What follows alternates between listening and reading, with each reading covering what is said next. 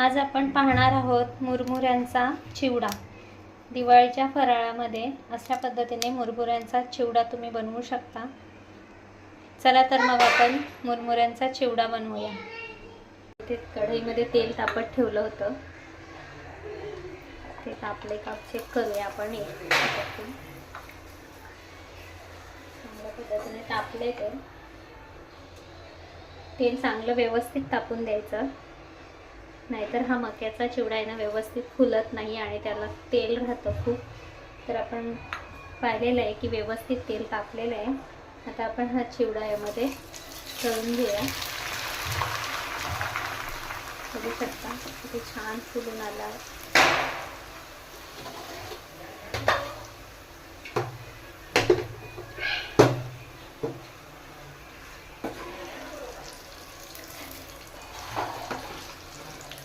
आता हे तळून आपण डायरेक्टली जे अर्धा किलो मुरमुरे घेतलेले आहेत त्यामध्ये टाकणार आहोत। व्यवस्थित तेल निथळून घ्यायचं आणि डायरेक्टली जे मुरमुरे घेतलेले आहेत त्यामध्येच टाकायचं आहे। काही लोक याला मुरमुरे म्हणतात, काही लोक याला लाह्या म्हणतात, जे तुमच्या एरियामध्ये म्हणत असतील ते।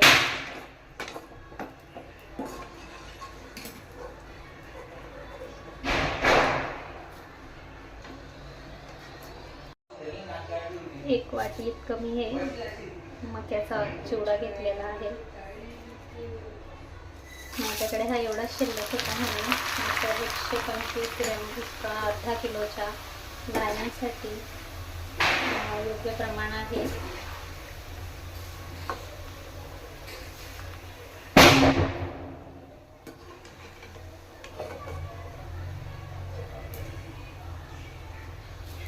आता दुसऱ्या भांड्यामध्ये काढायचं, पुन्हा याचं जे तेल निथळतं ते त्या भांड्याला लागतं, वेस्टेज जातं। त्यापेक्षा आपण अशा पद्धतीने डायरेक्टली ज्या लाह्या आहेत त्या मी ह्या पातेल्यामध्ये घेतलेल्या आहेत आणि त्याच्यामध्येच काढते आहे। या मी उन्हामध्ये वाळवून घेतल्या, त्यामुळे त्यांना पुन्हा हे नाही केलं, गरम वगैरे नाही केलं। जर उन्हात तुम्ही वाळवले नाहीत तर तुम्ही त्याला पातेला गरम करून त्याच्यामध्ये थोडंसं शालो फ्राय असं नुसतं गरम करून घेऊ शकता।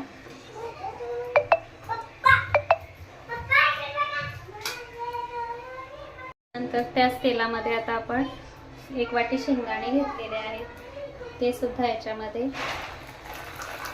व्यवस्थित तळून घेऊया।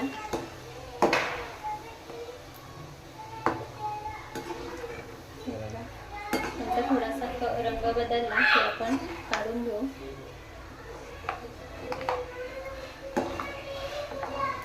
याचं वजनी प्रमाण आहे 125 ग्रॅम अर्धा किलोच्या चिवड्यासाठी। मी होतं डिस्क्रिप्शनमध्ये याचं प्रमाण सुद्धा देईन, ते तुम्ही जाऊन चेक करू शकता। पाहू शकता गॅस मीडियम टू लो आहे आणि अशा पद्धतीने कलर आला शेंगदाण्याला की आपण शेंगदाणे काढून घेणार आहोत। तुमच्याकडे जर तो झारा असतो ना तळायचा वेगळा, तो जर असेल तर तोच यूज करा, ते बेस्ट राहतं। म्हणजे असं पसरत नाही इकडे तिकडे, ते आतल्या आत तळलं जातं।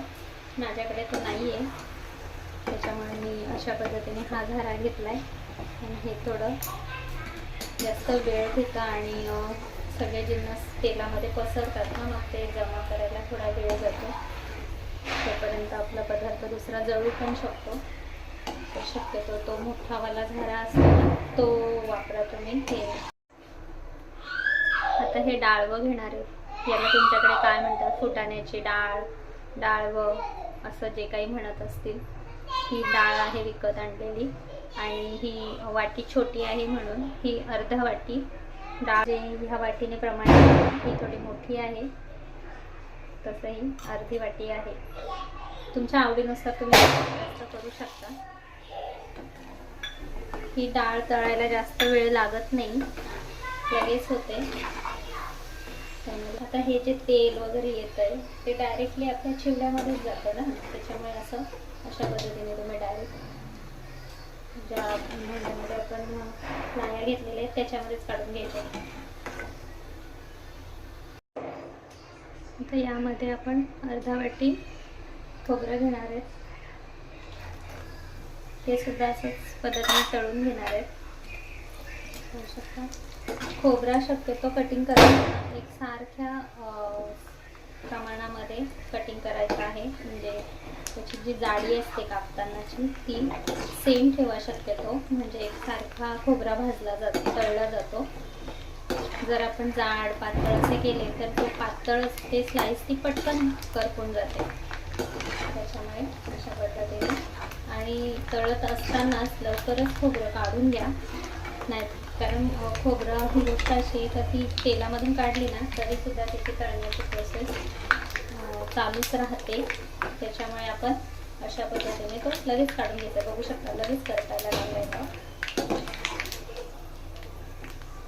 त्याच्यामुळे ही प्रोसेस जरा फास्ट करून घ्यायची, कारण खोबरं जर करपलं तर ते चिवडा खाताना चांगलं नाही लागणार. मी खूपच पातळ केले होते.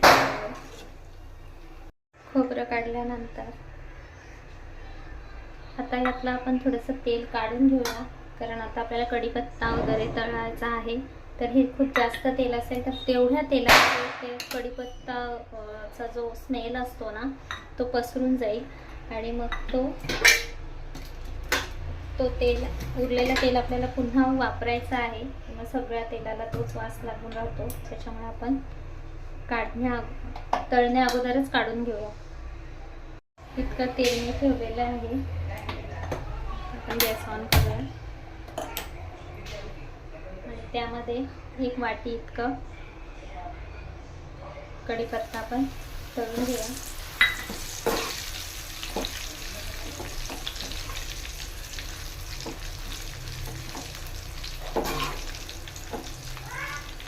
कढीपत्ता व्यवस्थित तळून घ्यायचा आहे. तेल अशाच पद्धतीने आधी जास्त क्वांटिटीमध्ये तेल घेऊन त्याच्यामध्ये हे सगळे जिन्नस तळून घेऊन आणि त्यातलंच तेल काढून ठेवायचं आहे, कारण आपल्याला गरम झालेलंच तेल नंतर पुढच्या प्रोसेसला वापरायचं आहे. म्हणून अशाच पद्धतीने तुम्ही तेल काढून घ्या, कारण नंतर आपण कच्चं तेल वापरणार नाही आहे. म्हणून बघू शकता अशा पद्धतीने. आता या तेलामध्ये आपण लसूण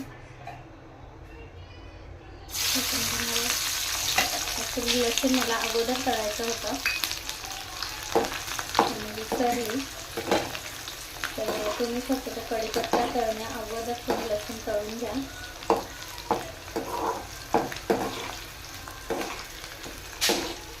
नंतर तळलं तरी काही प्रॉब्लेम नाही, पण अगोदर तळून घेतलं.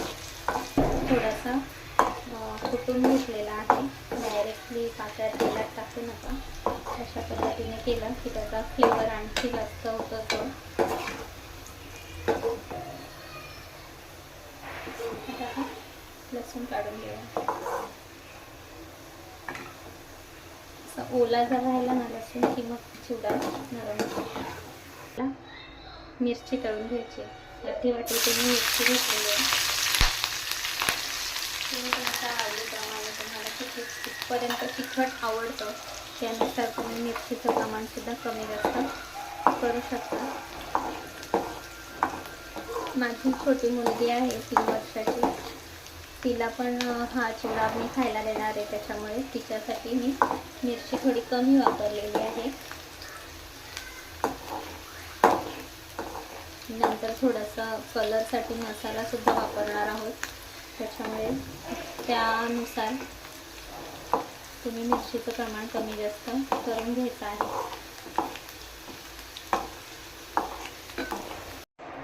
हा तोच तेल मी थोडा गार होऊन दिलेला आहे, गॅस बंद केलेली आहे बघू शकता. आणि त्याच्यामध्ये आता आपल्याला हिंग आणि हळद जर गरम तेलामध्ये टाकला तर तो करपून जातो, हळदीचा कलर चेंज होतो.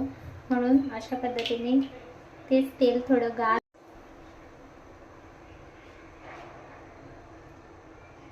थोडासा हिंग 1/4 टीस्पून आहे तो, अर्धा टीस्पून हळद,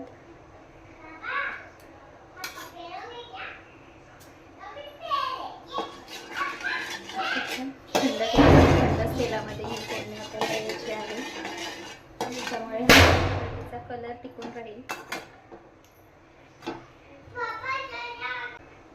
अर्धा चमच आपल्याला धनेपूड टाकायची आहे आणि जिऱ्याची पूड मी केलेली नाही आहे, त्यामुळे मी थोडासा जिरा वापरते. तुम्ही जिऱ्याची पूड वापरा तुमच्याकडे असेल तर. पण मिरची वापरलेली आहे त्याच्यानुसार मी इथे अर्धा चमच मसाला वापरते. तुमच्याकडे तो रेड चिली मसाला विकत मिळतो, तो असेल तरी तो टाका कलरसाठी फक्त.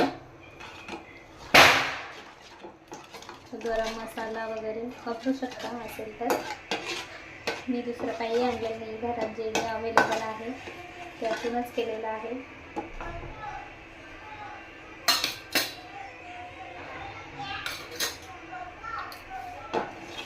ही जी फोडणी आहे ती अशीच थंड होऊन त्याच्यामध्ये तुम्हाला जर जास्त तेलकट वगैरे तुम्ही खात असाल तर यामध्ये आणखी थोडंशी तेल वाढवायचं आहे आणि हळूहळू करत एकत्र मिक्स करायचं आहे. थोडं तेल टाकते म्हणजे व्यवस्थित सगळ्या चिवड्याला मिक्स होईल.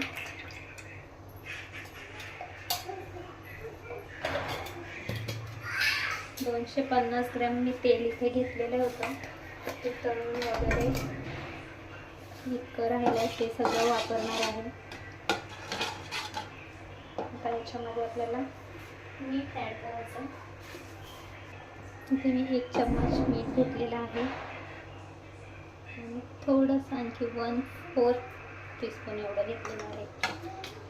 अर्धा किलोसाठी इतकं मीठ होतं. तुम्ही तुमच्या आवडीनुसार सुद्धा कमी जास्त करू शकता. बघू शकता ही आपली फोडणी तयार आहे. ही आपण आता ह्याच्यामध्ये टाकून घेणार आहोत.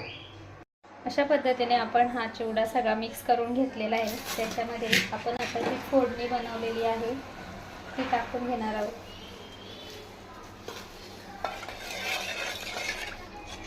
मिक्स करून घ्यायची व्यवस्थित आणि मग थोडी थोडी करत चिवड्यावर टाकून घ्यायची आहे आणि मिक्स करायचा आहे, जेणेकरून तो सगळ्या चिवड्याला लागेल. बघू शकता हळदीचा किती छान कलर आलेला आहे थंड तेलामध्ये टाकल्यामुळे. फोडणी अशी हलवूनच घ्यायची आहे कारण मीठ वगैरे आहे ना ते असं तळाला जाऊन बसतं. मी जे भांडं घेतलंय ते थोडं छोटं झालंय त्यामुळे ते तुम्हाला दाखवता येत नाही व्यवस्थित, हलवायला जमत नाही आहे. मी दुसऱ्या भांड्यामध्ये ट्रान्सफर करून घेते आणि ही सगळी फोडणी टाकून देते.